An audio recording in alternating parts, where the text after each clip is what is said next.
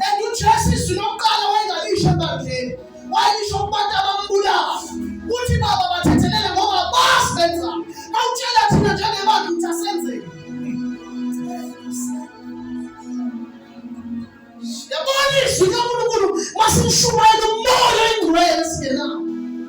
Akudingi siya Bible school, kudinga sifundiswe ngoba.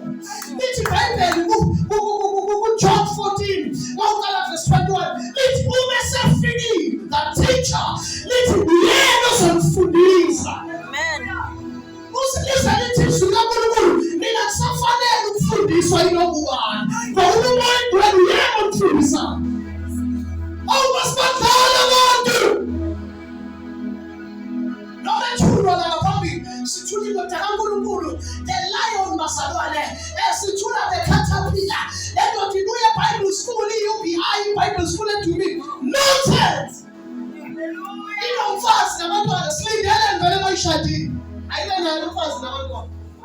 Ayona ngayithi uthi abanginikanga iprofile yami wakwazi uPaul ezoshumayela ngoba babefanele basukuma uPaul bathi madoda abazalwa uJesu lena umbethela uyiKristu. Amen. Ebandleni uma sikhuluma indaba yebandla unganyanya abantu baphume bahambe ngoba yonke lento esiyenzayo kwaloyenza ukuthi uMC esikhundla sakho siyibi ngokwethu. uMC kwakumoya ingcwele. Lithi iBhayibheli chapter 15 verse 8 chapter 15 lithi bake bahlangana eJerusalema beyokusana ngomthetho kaMose. Lithi kodwa wasukuma uPetro wathi amadoda sibona the uncircumcised bengena ensindisweni kaNkulunkulu ngoba thina satshelwa ukuthi ungena ngokucircumcised. Hayi wavana basukuma baphikisana besukuma indoda kaNkulunkulu.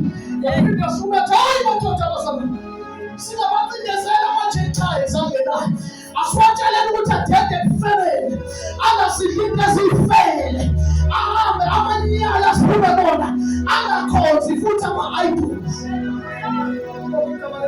Amen. Yizo nazinto esinikezwe zona. Kuthiwa bakumasinde enye indoda ixoxa indaba esiyathandaza bazane kusasa sinesidlo mayesenzele ukuthi omningi sinesidlo ntambama. Ngiyakuzwa wena ukuthi uzokukhathela uzokukhathela mina uzobe ngakhathalanga. Amen. Bazalwane imizimba yethu asiyikhathazeli masisenkothi.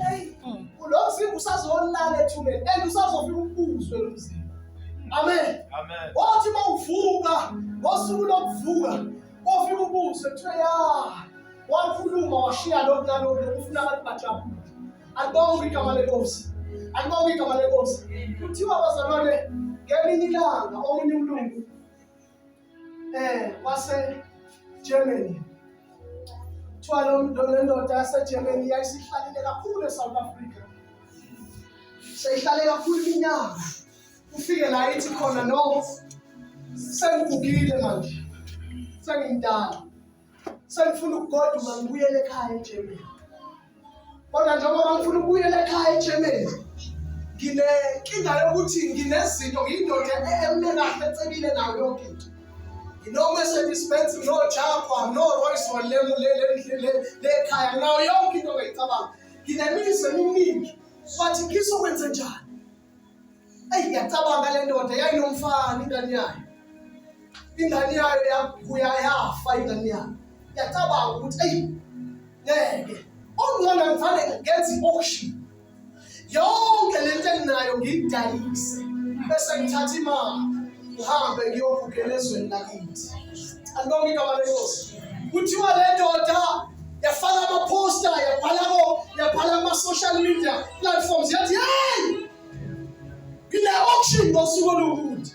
Kuthiwa kakule mfana osebenza egadini lekhaya ogadini boy wale ndoda awugqokela into eyidabukile awuzafiki igwili zaba ngoJaguar bazonazo sisewi-auction.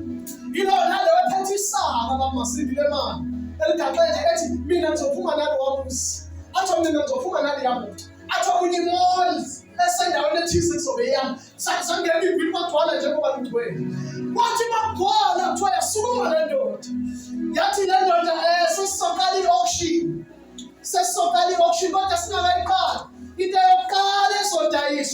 isithombe sengane yami. Njengoba ingane yami siyashona ngizodayisa lesithombe. Su-50 rand nje, 50 rand.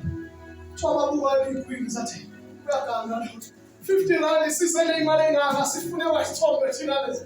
Kuthiwa basuka umfana ngoba umfana wayeyazi indodana yalo mlungu. Yayimsize engadini imsize sakhulu. Kuthiwa basukuma lo mfana wathi akhipha wona lo 50 rand ngokugcina. Wakhipha wathi ngiyothenga lesithombe. Ngiyothenga le photo yalo mfana ngoba ngiyamazi. Alibonge igama lenkosi. Kuthiwa wafika wasithenga. Wathi hayi ngicela ukuyithatha mina ngoba ngino 50 rand ngicela ukuthatha isithombe somfana. Alibonge igama lenkosi. Kuthiwa uMlungu wathatha imic. Wathi auction seyiphelile. Othola indodana yami uthole konke. Osethola indodana uthole konke. Auction iyayifana. Yonke lento sithathwe yilo mfana. Okuthathe indodana yami. Yebo salwa. Umuntu othatha uJesu uthathe konke. uJesu uyikhombo. uJesu nawo konke. He is the author and the finisher of our faith. Uyena ophethe izinto zonke. Mawuhamba noJesu empilweni yakho. Phethe konke. Phethe konke. Phethe konke mama. Umuntu ongasatshelwa. Phethe konke. Ngokuphethe uJesu. Naphela ibokushintsha jump ikhulu. Into ezokwenzeka ngosuku lokugcina mhlazana ehlwithwa ibandla. Kuyosukuma uNgcobo, usukuma uMalaji, usukuma uMasindi, usukuma uNjenda, basukuma obaba lapha emuva hayi. Kuthiwe hey, ame esibhakabhakeni ukuthi iBhayibheli uyobeme ezulwini lokuqala. Izulu labafu ebheke abeza kuye. Akuzi nobani kuzabathathe indodana. Ngoba bathathe nabathathe konke. Kuthiwa bayokhuphuka laba. Bakhuphuka ezulwini awusiyaphi. Ngiyafisa lo suku wazalwa. Kuba sesingiletha ngithi awukosi. Noma ukulande mntakwethu okwamanje nje. Ngihambe ngiyophumula ekhaya. Alibonge igama lenkosi. Sihlangane nezawo sithi bayophumula khona abahluphekile.